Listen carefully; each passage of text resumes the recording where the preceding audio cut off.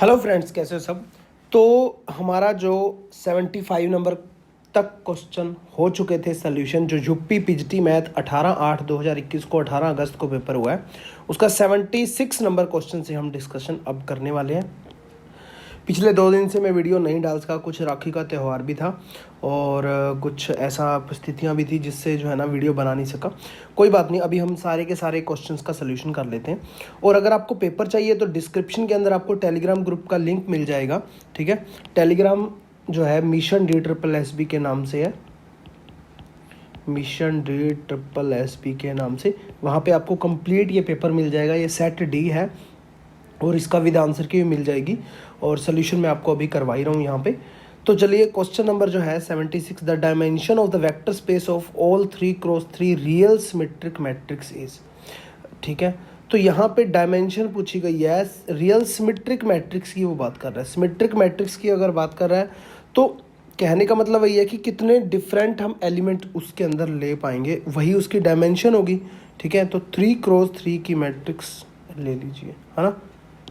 तो यहाँ पे पहला एलिमेंट मैं 1 ले लेता हूँ, दूसरा 2, ये 3। ठीक है, कोई भी आप एलिमेंट ले सकते हो। अब ये एलिमेंट रिपीट होगा, 2 होगा, क्योंकि सिमेट्रिक मैट्रिक्स है। तो जो 1 2 मतलब कि जो पहली रो और सेकंड कॉलम में होगा वही सेकंड रो में होगा, क्योंकि उसका ट्रांसपोज करने पे सेम आना चाहिए।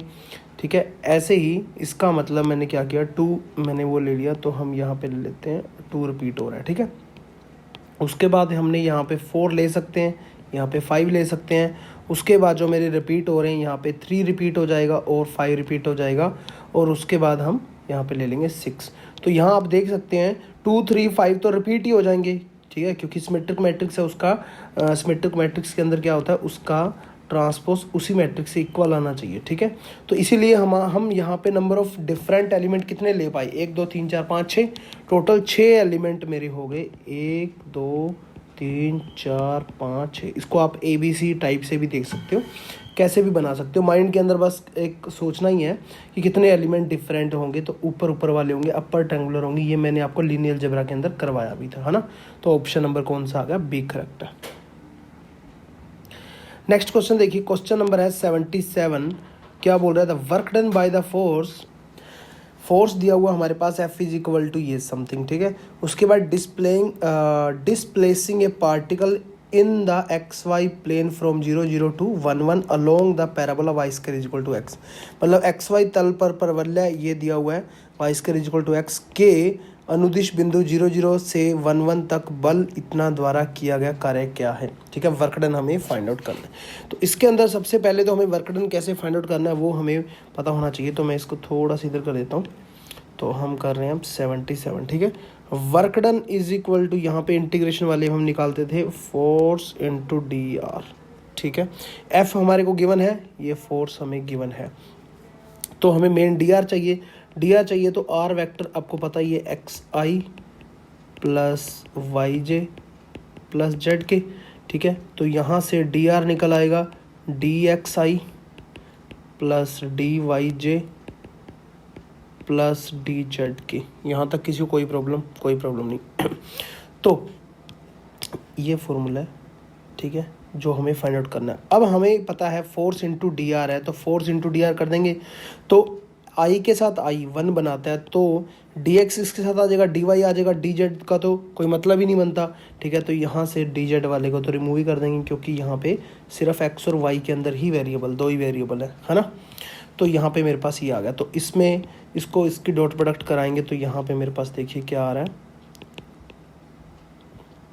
और इंटीग्रेशन की बात कर लेते हैं, उसने लिमिट की बात करी है 0 0 से 1 1। ठीक है, 0 0 से 1 1। तो एक बार dx और एक बार dy। ठीक है, dx की देखेंगे तो 0 से 1, ये ऐसी भी हो सकती थी, 0 0 से 1 2।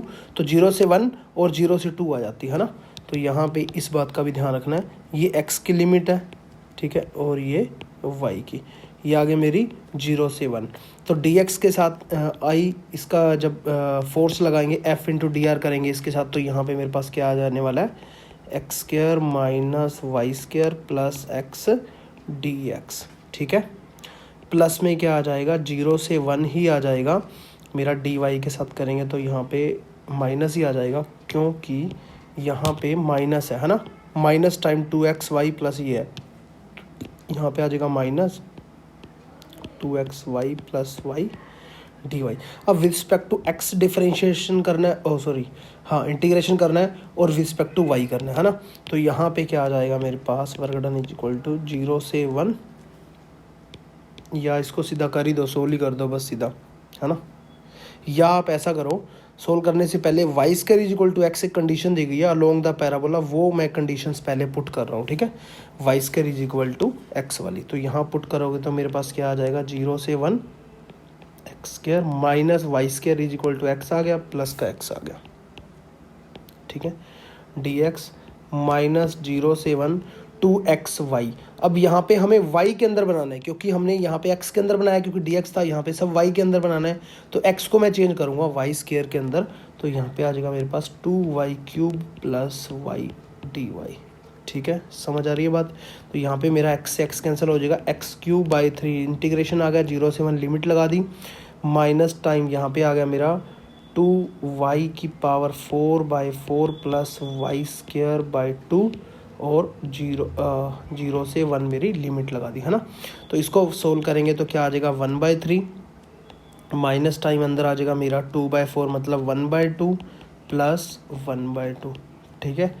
और यहाँ पे मेरा 1/3 माइनस 1 हो जाएगा, -2/3 मेरा आंसर आएगा। तो अगर हम देखें ऑप्शन में कहीं भी नहीं है तो ऑप्शन नंबर मेरा डी करेक्ट हो गया, ठीक है।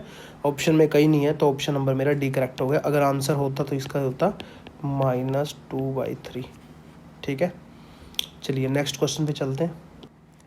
चलिए नेक्स्ट क्वेश्चन है हमारे पास, question number 78, asymptotes of the curve इतना आर, ठीक है। इसके अशम्पटोट्स क्या होंगे, उससे पहले मैं आपको बता दूं, अगर आपने अभी तक मिशन DSSB एप्लीकेशन डाउनलोड नहीं किया तो वो कर लीजिए, वहाँ पे आपको कंप्लीट कोर्स मिल जाएगा, टीजीटी पीजीटी मैथमेटिक्स का टेस्ट सीरीज PDF फाइल और प्रीवियस पेपर सोल्यूशन और डाउट सेशन भी। कोई प्रॉब्लम हो तो इस नंबर पे आप कॉल भी कर सकते हो। तो इसके अंदर हम करेंगे क्या, देखिए हम जो भी हमें इक्वेशंस दी हुई है, ठीक है, अशम्पटोट ऑफ द कर्व, तो यहाँ पे सबसे पहले हम coefficient of highest power of x equal रखेंगे, उसके बाद और फिर y देखेंगे, है ना। तो एक्स स्क्वायर यहाँ से हो गया मेरा वाई स्क्वायर, इधर एक्स स्क्वायर और ए स्क्वायर आएगा तो ए स्क्वायर कॉमन आ जाएगा, उधर मेरा रहेगा ए स्क्वायर वाई स्क्वायर, ठीक है। तो हमने जो भी कोफिशिएंट है ना हाईएस्ट पावर x का, ठीक है, उसको हमने 0 रखना है। समझ गए बात को, इसके अंदर ऐसे ही करना होता है, कोफिशिएंट ऑफ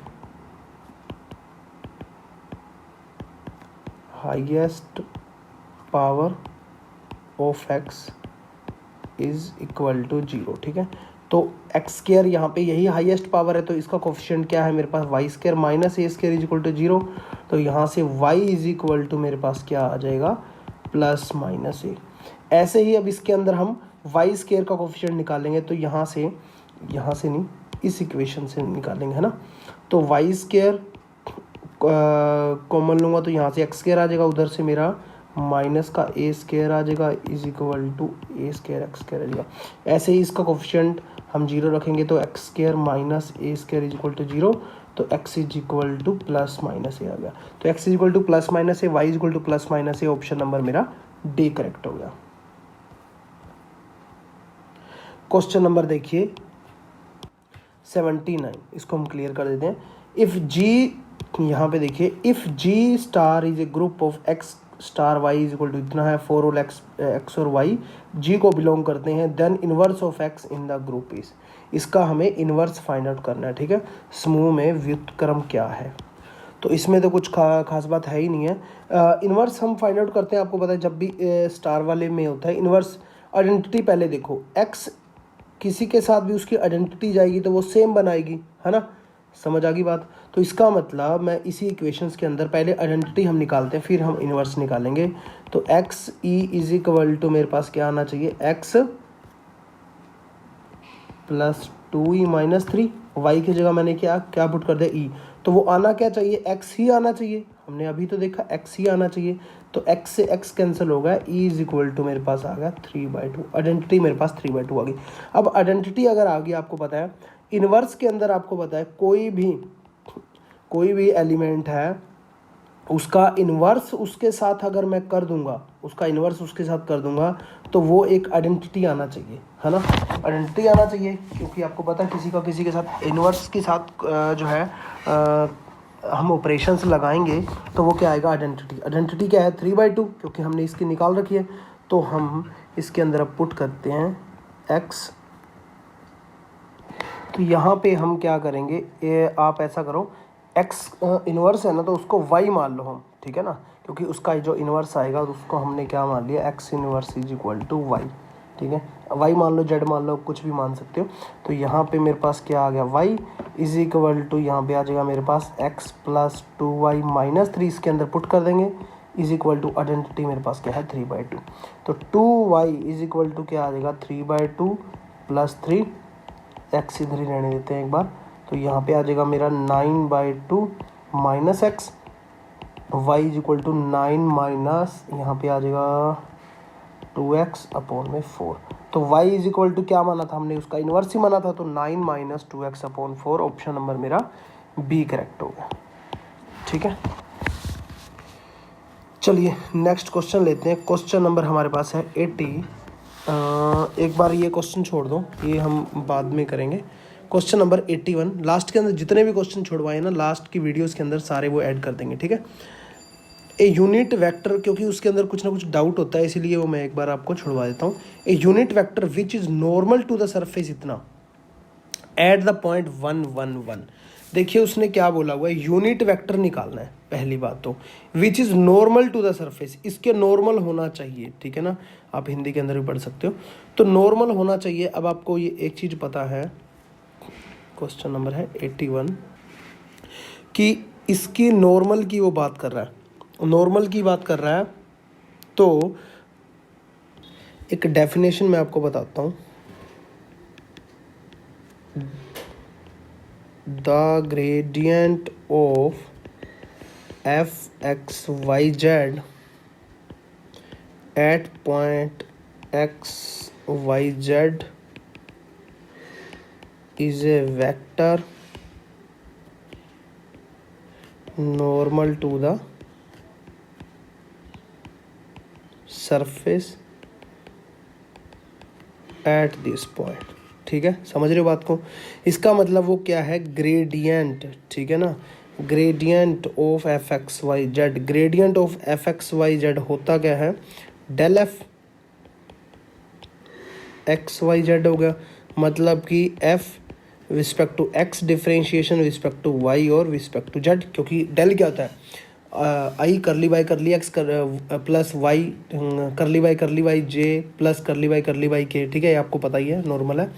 तो ऐसे ही इसका मैं जो भी मुझे गिवन है इक्वेशंस, उसका respect to x, respect to y और रिस्पेक्ट टू जेड मेरे 3 टप्पल के अंदर मैं लिख लेता हूँ डायरेक्ट, क्योंकि पेपर के अंदर हमारे पास इतना टाइम भी नहीं होता, है ना। इससे मैं जो है क्या लिख सकता हूँ, टप्पल के अंदर रिस्पेक्ट टू एक्स करूँगा तो 2x माइनस वाई आ जाएगा, और रिस्पेक्ट टू वाई करूँगा तो माइनस एक्स आ जाएगा, रिस्पेक्ट टू जेड करूँगा तो 2z आ जाएगा, है ना, टप्पल के अंदर।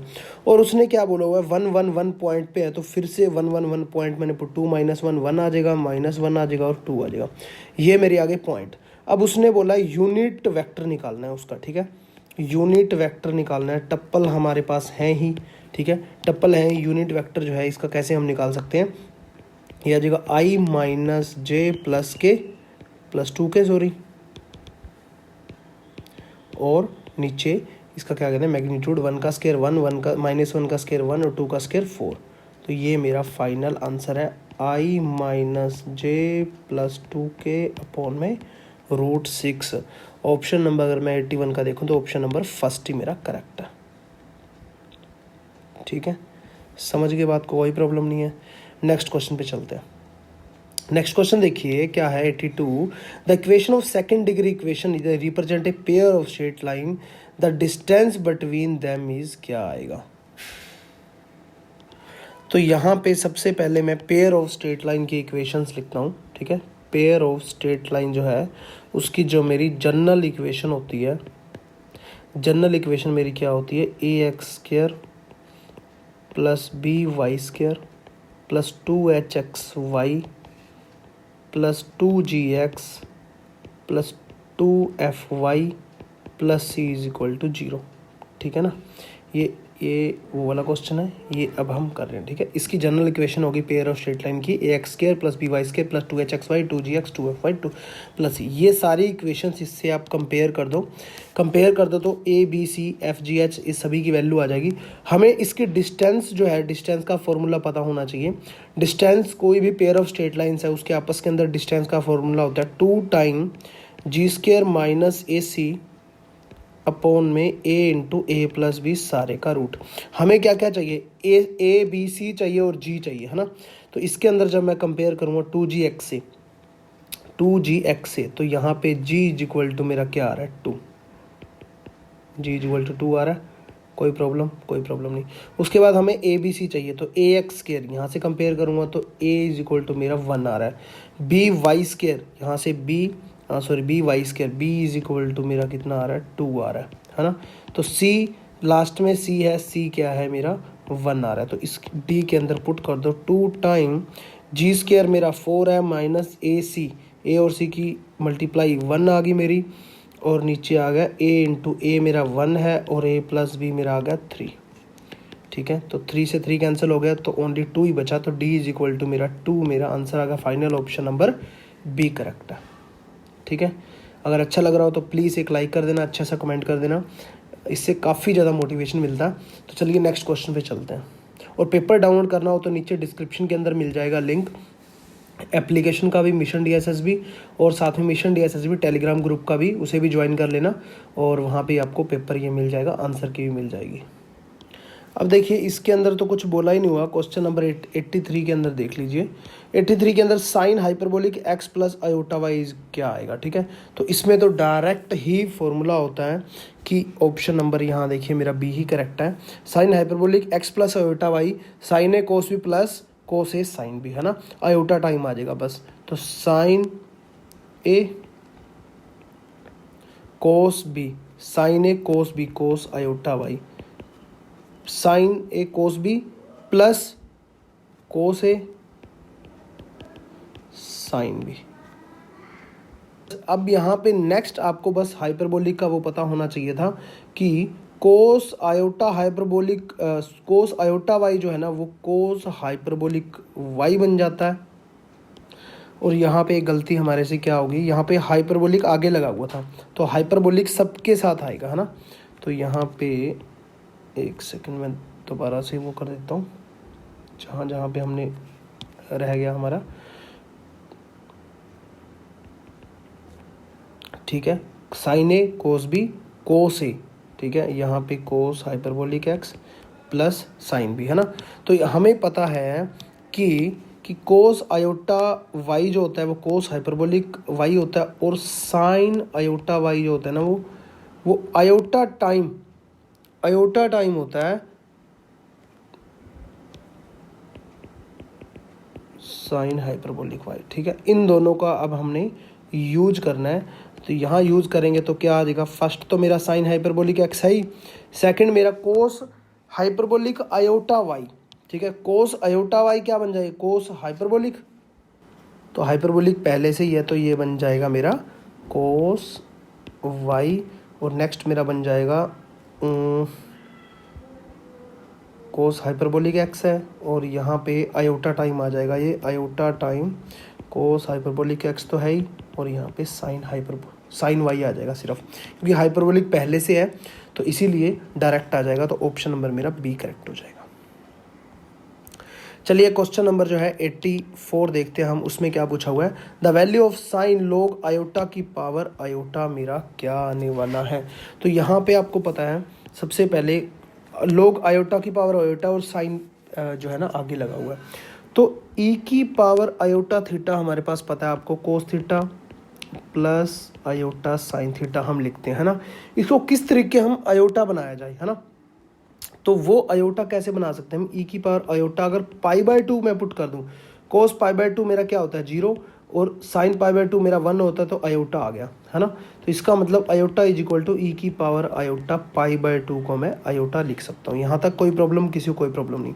तो यहाँ इसको मैं क्या लिख सकता हूँ, साइन लोग के अंदर कोई भी होता है तो जो पावर होती है log के अंदर जो भी एलिमेंट्स हमें दिया होता है उसकी पावर आगे आ जाती है, तो पावर आगे आ जाएगी आयोटा टाइम log आयोटा, ठीक है, ये मेरा आ गया। तो यहाँ पे मेरे पास आ गया sine iota log iota, iota का ये है तो यहाँ पे log आयोटा को क्या लिखते हैं, e की पावर आयोटा पाई बाय 2, तो यहाँ से e से log कैंसिल हो जाएगा, तो यहाँ पे आ जाएगा sine iota into iota pi by 2, तो यहाँ पे मेरे पास आ जाएगा साइन माइनस पाई बाय 2, तो ये क्या होता है मेरे पास minus sine pi by 2, sine pi by 2 क्या होता है 1, तो -1 मेरा फाइनल आंसर है, ऑप्शन नंबर सी करेक्ट है।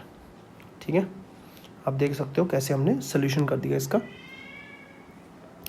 चलिए नेक्स्ट क्वेश्चन देखिए, क्वेश्चन नंबर जो है 85, इसको हम क्लियर कर देते हैं।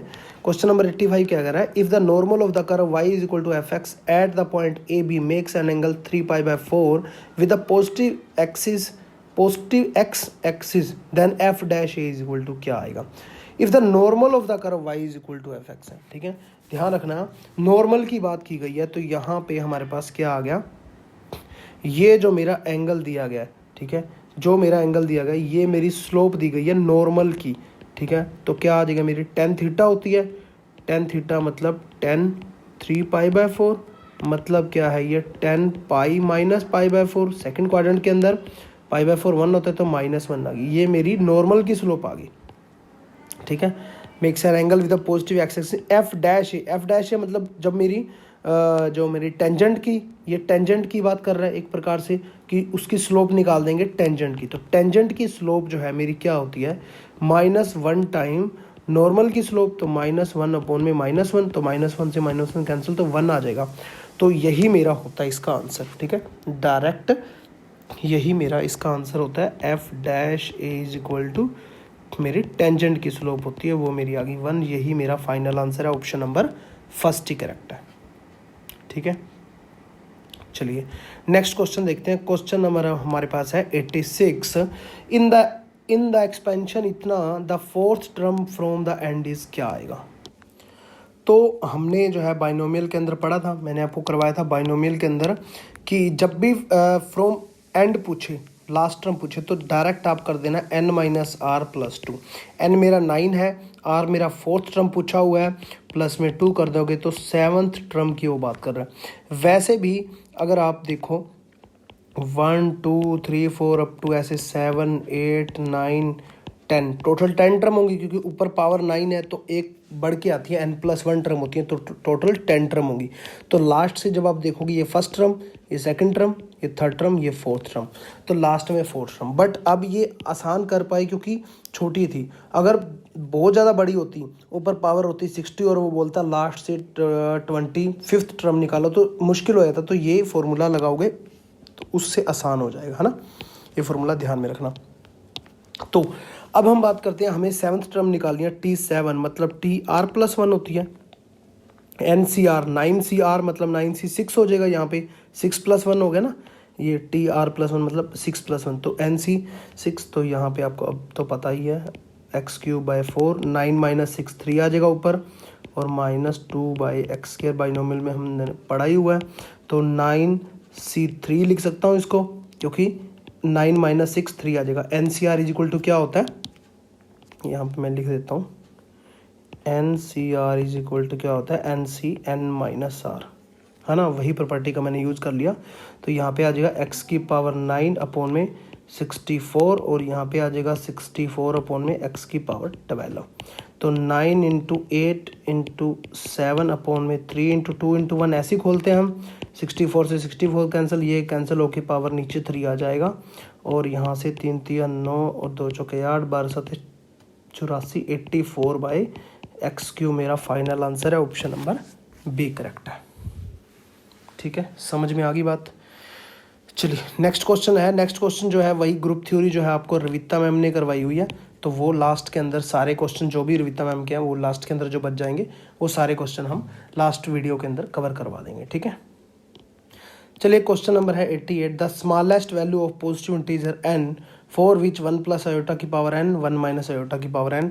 ये तो डायरेक्ट सेम का सेम क्वेश्चन ही मैंने आपको करवाया भी हुआ है बाइनोमियल के अंदर, तो 1 प्लस आयोटा अपॉन में 1 माइनस आयोटा सारे की पावर n। मैंने आपको बोला था अगर तो प्लस का ऊपर है तो प्लस का आयोटा की पावर n आ जाएगा, अगर माइनस का ऊपर है 1 माइनस आयोटा और 1 प्लस आयोटा नीचे तो माइनस आयोटा की पावर n आ जाएगा। तो यहाँ पे डायरेक्ट आयोटा की पावर n आ जाएगा, इसको सोल्व करोगे चाहे करके देख लो आप। तो वो मेरा 1 के इक्वल होना चाहिए। क्यों? क्योंकि मैंने इसको राइट हैंड साइड वाले को लेफ्ट के नीचे ले आया तो इज इक्वल टू 1 ही तो बचेगा। तो 1 बचेगा तो यहाँ आयोटा की पावर n कितना होना चाहिए, स्मॉलेस्ट 4 होना चाहिए। आयोटा की पावर 4 होगा तभी वो 1 बनेगा, क्योंकि आयोटा 1 होता है, सॉरी आयोटा क्या होता है, iota square -1, iota cube minus iota और आयोटा की पावर 4 1 होता है। तो ऑप्शन नंबर बी करेक्ट हो गया। फ्री के नंबर हैं ये तो। चलिए नेक्स्ट क्वेश्चन देखिए। द स्ट्रेट लाइन, ये स्ट्रेट लाइन है और ये स्ट्रेट लाइन है, tangents to the same circle, same circle के ऊपर टेंजेंट बना रहे हैं। The radius of the circle is कितना आएगा, है ना। तो यहाँ पे एक चीज़ आप ध्यान दीजिए, ये लाइन और ये लाइन आपस के अंदर पैरेलल हैं। अगर इसको 2 से मल्टीप्लाई कर दूँ फर्स्ट लाइन को तो 6x minus 8y plus 8 is equal to 0, और सेकेंड लाइन अगर मैं देखूँ तो 6x minus 8y plus 13 is equal to 0। तो यहाँ से अगर आप देखेंगे तो ये सेम बन रहा है, तो इसका मतलब ये पैरेलल लाइन है, सिर्फ कांस्टेंट के अंदर चेंज है C1 और C2 के अंदर। तो पैरेलल लाइन है तो सिंपल सी बात है, तो जो सर्कल मेरा बनेगा इस टाइप से कोई भी सर्कल मेरा बन गया तो यहाँ पे एक लाइन होगी और यहाँ पे एक लाइन होगी, तो जो बीच में से उसकी डिस्टेंस होगी वो मेरा क्या बनाएगा, डायमीटर तो बनाएगा, और हाफ हाफ रेडियस उसकी कर देंगे, हाफ कर देंगे। तो डायमीटर की डिस्टेंस मैं निकाल लूँगा, वो मेरा क्या बनाएगा, डायमीटर। तो डिस्टेंस का फॉर्मूला क्या होता है, C1 माइनस C2 का मॉडुलस अपॉन में A square plus B square. ठीक है, तो C1 मेरा यहाँ पे 8 है, C2 मेरा 13 है, अपॉन में A स्क्वायर मेरा 6 का स्क्वायर 36, 8 का स्क्वायर 64, और यहाँ पे मेरा 5/10 आ गया। तो यहाँ पे आ गया 1/2। डिस्टेंस समझ लो पैरेलल लाइन की या डायमीटर समझ लो, बात एक ही है। रेडियस इसकी हाफ हो जाएगी 1/2 और फिर से हाफ हो जाएगी 1/4। रेडियस मेरी 4 आ गई क्योंकि उसने रेडियस ही पूछी हुई थी। समझ गई बात को, कोई प्रॉब्लम नहीं, है ना। नेक्स्ट क्वेश्चन पे चलते हैं। क्वेश्चन नंबर है हमारे पास 90 के अंदर देखिए वो क्या बोल रहा है। The probability of winning a race by 3 racers PQR, इसको मैं क्लियर कर देता हूँ, 1/3, 1/4, 1/5 respectively. The probability of none of them wins, कोई भी विन नहीं होना चाहिए इनमें से किसी भी धावक के न जीतने की प्रयत्ता। तो डायरेक्ट इसका आंसर क्या हो जाता है, 1/3 जीतने की है तो 1 माइनस 1/3 नहीं जीतने की, इनटू में 1 माइनस 1/4 ना जीतने की, 1 माइनस 1/5 ना जीतने की। तो यहाँ पे 2/3 आ गया, 3/4 आ गया, 4/5, 4 से 4 ये से ये कैंसिल, 2/5 मेरा final answer option number C correct है। ठीक है, चलिए नेक्स्ट क्वेश्चन देखिए, फिर से लड्डू क्वेश्चन है, फ्री का नंबर है। Composition mapping f of g of x आप सबको पता ही है, और f जब r से r जा रहा है, ये fx दिया हुआ है, r से r gx भी दिया हुआ है।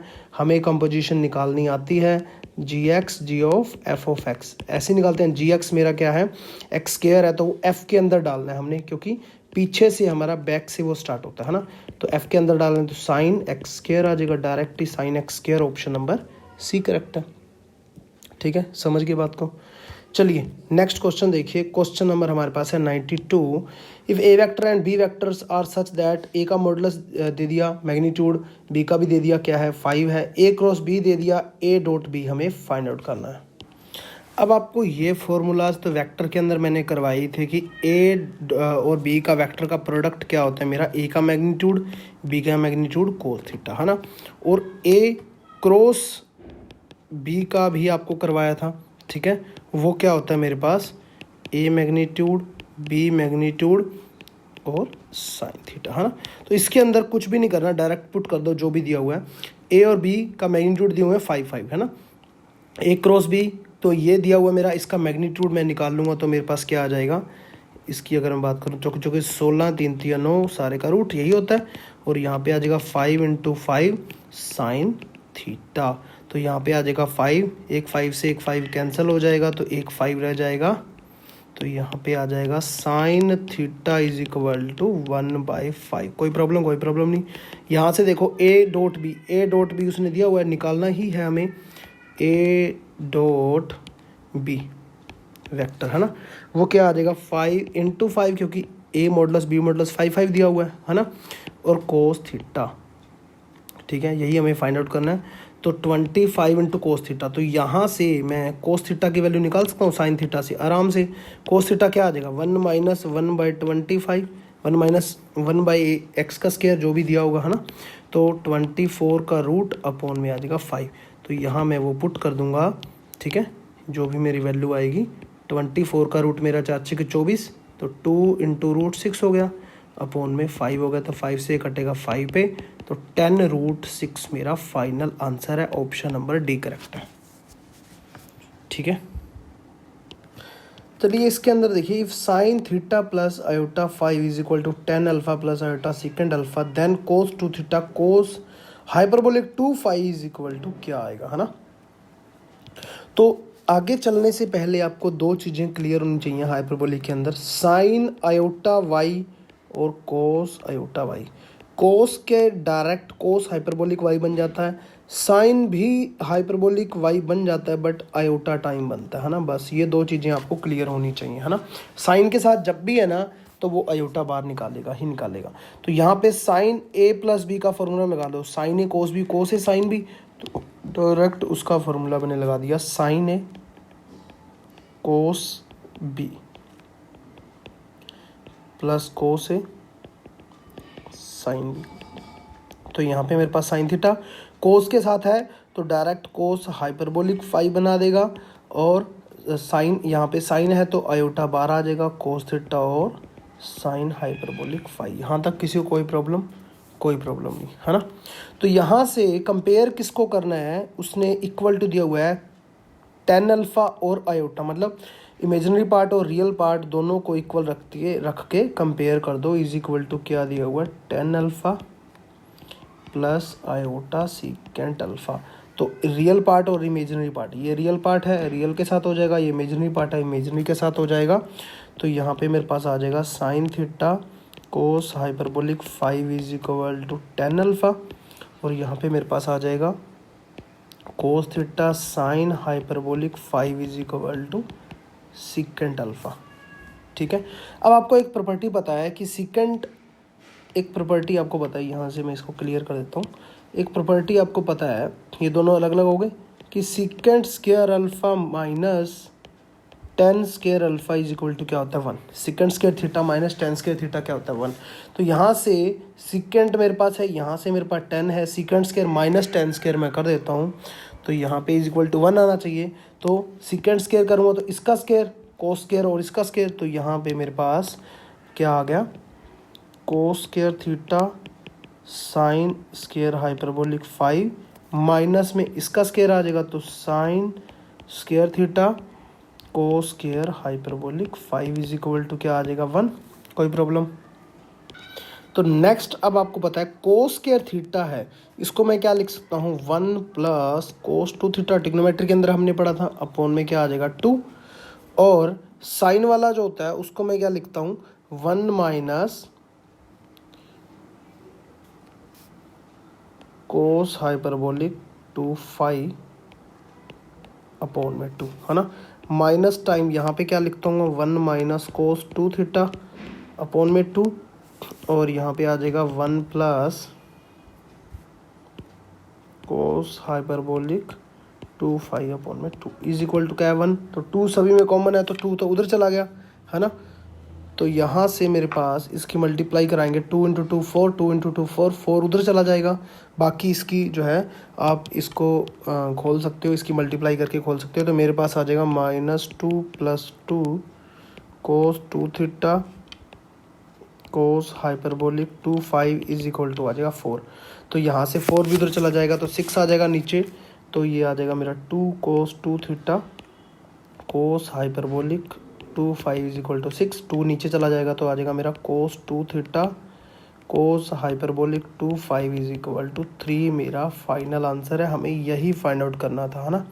उसने यही पूछा था कोस 2 थीटा और कोस हाइपरबोलिक 2 कोस 2 थीटा और कोस 2 हाइपरबोलिक 2 इज इक्वल टू क्या आ गया 3। ऑप्शन नंबर मेरा फर्स्ट ही करेक्ट है, ठीक है। समझ गए बात को, दोबारा देख सकते हो आप जैसे जैसे हमने सोल्यूशंस किया, ठीक है। चलिए नेक्स्ट क्वेश्चन पे चलते हैं। क्वेश्चन नंबर हमारे पास है 94। If the horizontal range of projectile, ये आपको फिर से वही रिविता मैम लास्ट के अंदर वीडियो के अंदर ऐड कर देंगे, ठीक है। जो भी इसका वैसे आंसर्स अगर मैं बता दूं, ऑप्शन नंबर सी करेक्ट है।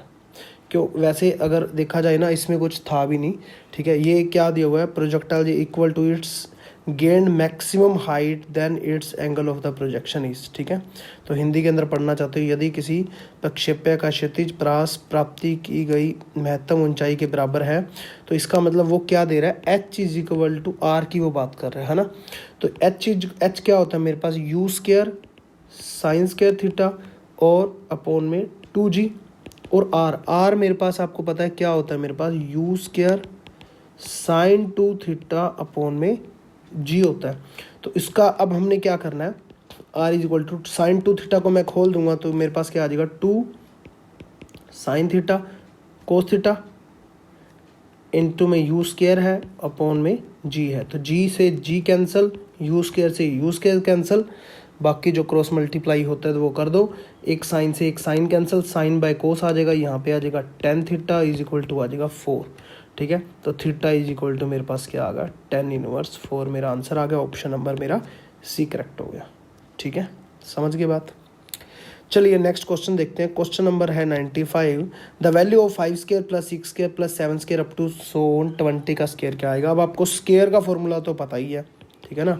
नेचुरल नंबर के स्क्वायर का फॉर्मूला क्या होता है, n into n plus 1 2n plus 1 upon में 6।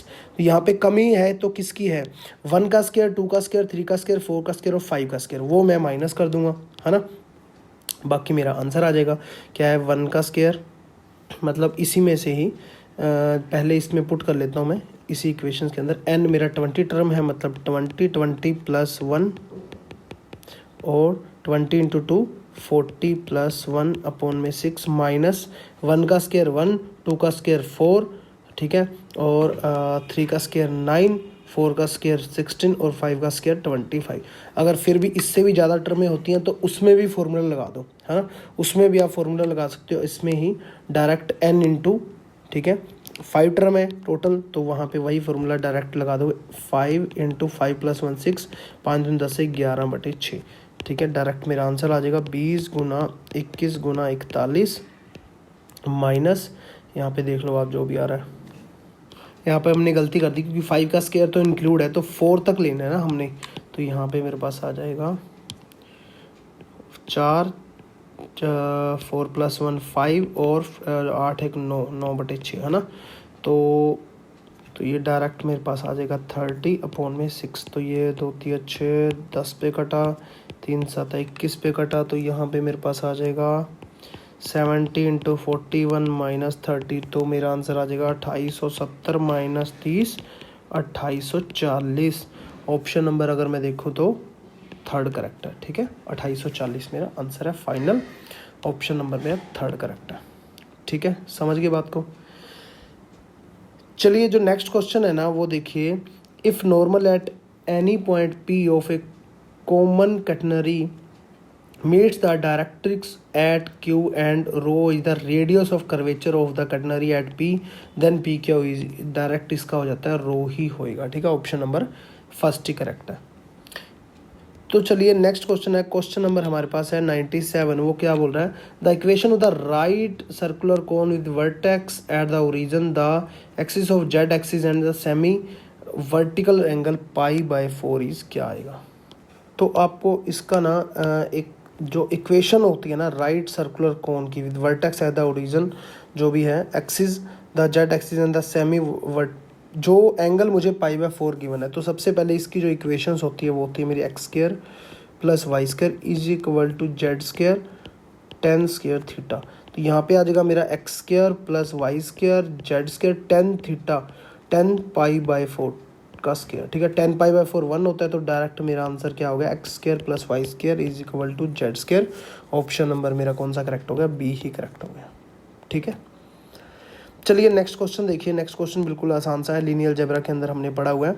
The eigen value of the matrix, eigen value अब या तो उस तरीके से निकाल लो 1 minus lambda is equal to 0, मैंने जो आपको सिखा रखा है, या एक और तरीका क्या है आपको पता है कि सम ऑफ आइगन वैल्यू किसके इक्वल होता है? ट्रेस के इक्वल होता है।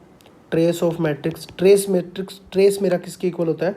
डायगोनल एलिमेंट का सम होता है। तो 5 + 2 डायगोनल 7, मतलब जो आइगन वैल्यू का सम होगा वो 7 होगा। तो ऑप्शन नंबर फर्स्ट में 6 और 0 6 आ रहा है, यहाँ पे 3 और 2 5 आ रहा है, यहाँ पे 1 और 2 3 आ रहा है। सिर्फ ऑप्शन नंबर सी में आ रहा है, तो ऑप्शन नंबर सी करेक्ट हो गया, बाकी सारे इनकरेक्ट हो गए। अगर फिर भी दो ऑप्शन मिस मैच कर रहे हो तो सेकंड मेथड आपका, सेकंड जो है शॉर्टकट ट्रिक क्या लगानी होती है कि प्रोडक्ट ऑफ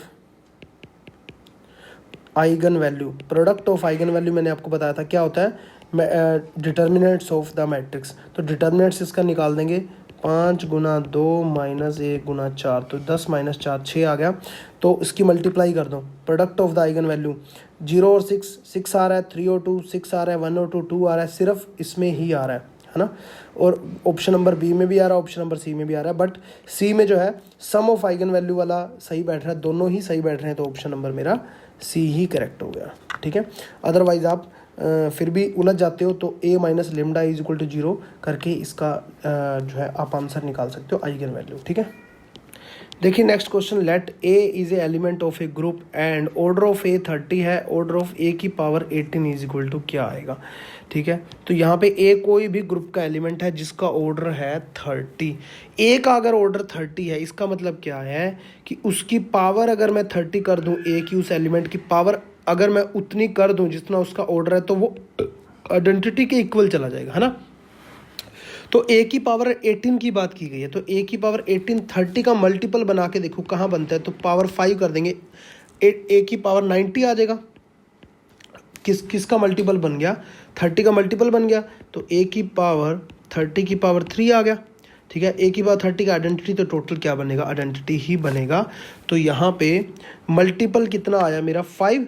ठीक है ना, तो a की पावर 18 का 5 मल्टीपल a की पावर 90 आइडेंटिटी बनाता है। इसका मतलब इसका a की पावर 18 की पावर क्या है? 5। तो इसका मतलब ये जो पावर लगाई है ना, वही मेरा आंसर आ जाएगा, वही इसका क्या बनेगा? ऑर्डर बनेगा, है ना। ऑर्डर ऑफ a की पावर 18 = क्या आ जाएगा? 5। ठीक है ना, समझ रहे हो बात को। चलिए क्वेश्चन नंबर 100 करते हैं। नेक्स्ट क्वेश्चन देखिए, वो क्या बोल रहा है कि the area inside the cardioid r = a1 + cos theta and outside the circle r = a, इस क्या आएगा? ठीक है, कि आउटसाइड का जो एरिया है हमें वो फाइंड आउट करना है। तो यहाँ पे हम एक सर्कल ले लेते हैं। ठीक है, तो यहाँ पे हमने ले लिया x एक्सिस और y एक्सिस। ठीक है, कोई प्रॉब्लम नहीं। तो यहाँ पे देखिए इस टाइप से सर्कल बनेगा। सर्कल का उसने रेडियस बोल दिया r = a, तो यहाँ पे आ जाएगा a। तो यहाँ पे क्या बनने वाला है मेरा? इस टाइप से कार्डियोइड बनता है। एक सेकेंड। ठीक है, तो वो उसने जो एरिया पूछा है ना, वो ये वाला पूछा है। मैं रेड में आपको मार्क कर देता हूँ, ये वाला एरिया। ठीक है, उसने ये वाला एरिया पूछा है।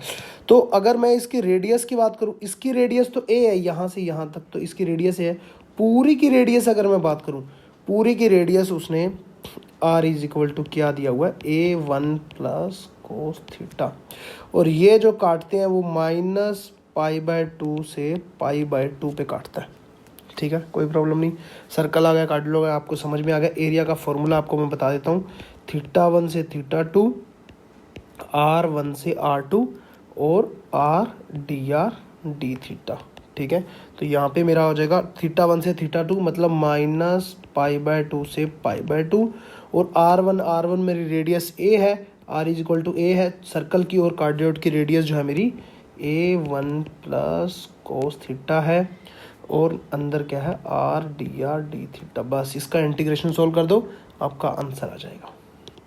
तो यहाँ पे हम इसका सल्यूशन कर देते हैं। एक सेकंड, थोड़ा सा इधर कर लेता हूँ उसको। ठीक है, तो r का जो है ना इंटीग्रेशन मेरे पास क्या हो जाएगा? -π/2 से तो π/2 रहेगा, r²/2, जहाँ पे a है, और अपर लिमिट क्या है? a1 + cos theta dθ। तो ये पुट कर देंगे तो मेरे पास क्या आ जाएगा?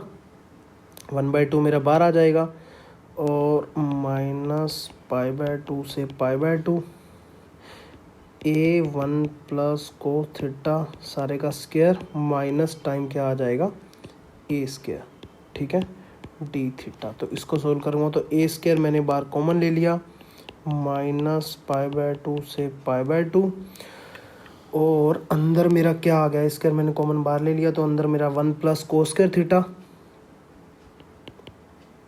और 1 से 1 कैंसिल हो जाएगा क्योंकि ए स्क्वायर मैं यहाँ से कॉमन लूँगा तो यहाँ पे 1 ही आ जाएगा, तो 1 तो वो कैंसिल ही हो जाएगा। सिर्फ क्या बचेगा मेरा कोस square theta plus 2 cos theta. तो 2 कोस थीटा का इंटीग्रेशन तो मैं सोल्व कर सकता हूँ, बट कोस स्क्वायर थीटा का नहीं कर सकता, तो हमें इसको फर्दर फिर से ओपन करना पड़ेगा। तो यहाँ पे आ जाएगा मेरे पास a²/2 माइनस π/2 से π/2, कोस स्क्वायर थीटा आ जाएगा 1 प्लस कोस 2 थीटा, बाई में 2 इसके आ जाएगा, बाई में 2 मतलब वैसे तो टोटल क्या आएगा, तो मैंने सारी टर्म अलग अलग कर दी। तो अब जो है इसका इंटीग्रेशन करना आसान होगा। a²/2 इंटीग्रेशन 1/2 का क्या हो गया θ/2, ठीक है, और cos 2 थीटा का क्या हो गया sin 2 θ/2, 2 पहले से पड़ा हुआ था 4 आ गया, 2 sin थीटा, और लिमिट पुट करनी है मैंने माइनस π/2 से π/2, ठीक है। तो π/2 पुट करेंगे तो यहाँ पे मेरे पास π/4 आ जाएगा, और यहाँ पे 0 आ जाएगा प्लस 0, और यहाँ पे आ जाएगा प्लस का 2, ठीक है, और माइनस π/2 पुट करेंगे तो माइनस माइनस प्लस π/4, ठीक है ना, क्योंकि माइनस पहले से हम लगाएंगे और माइनस ये वाला है तो इसमें पुट करेंगे तो 0, इसमें फिर से पुट करेंगे तो यहाँ पे मेरे पास आ जाएगा फिर से 2, ठीक है। तो π/2 प्लस 4 आ गया है ना, तो यहाँ पे मेरे पास a²/2 π/2 प्लस 4, ठीक है ना, π/4 प्लस π/4 π/2 हो जाएगा। तो फाइनल जो मेरा आंसर बनेगा a², मैं अंदर लेके चला जाऊँगा, π/4 प्लस 2 मेरा फाइनल आंसर है, a² इंटू π/4 प्लस 2, ठीक है। तो हम ऑप्शन चेक कर लेते हैं। 100 का जो है हमारे पास ऑप्शन नंबर है बी करेक्ट, है ना, a² इंटू π/4 प्लस 2, ठीक है, यही हमारा आंसर है, a² इंटू π/4 प्लस 2। थोड़ा सा और छोटा कर देता हूँ, बट आपको दिखेगा नहीं साफ फिर, तो अगर आपको देखना है दोबारा से आप देख सकते हो कैसे कैसे हमने सॉल्यूशंस किया, ठीक है। तो यहाँ पे हमारे 100 क्वेश्चंस जो है हो चुके हैं। तो नीचे डिस्क्रिप्शन के अंदर एप्लीकेशंस के लिंक भी मिल जाएंगे, वो भी डाउनलोड कर लेना, टेलीग्राम ग्रुप का लिंक मिल जाएगा, उसे भी ज्वाइन कर लेना, या डायरेक्ट टेलीग्राम पे जाके सर्च कर लो मिशन DSS भी, वहाँ पे आपको पेपर मिल जाएगा, आंसर की मिल जाएगी। नेक्स्ट 25 क्वेश्चन आपके बचे हैं, और कुछ क्वेश्चन वो बचे हैं जो रविता मैम ने आपको कराने थे और हमने छोड़ दिए थे, उसका सोल्यूशन हम नेक्स्ट वीडियो के अंदर कवर करते हैं। तो तब तक के लिए जय हिंद, जय Bharat, thank you, thanks for watching.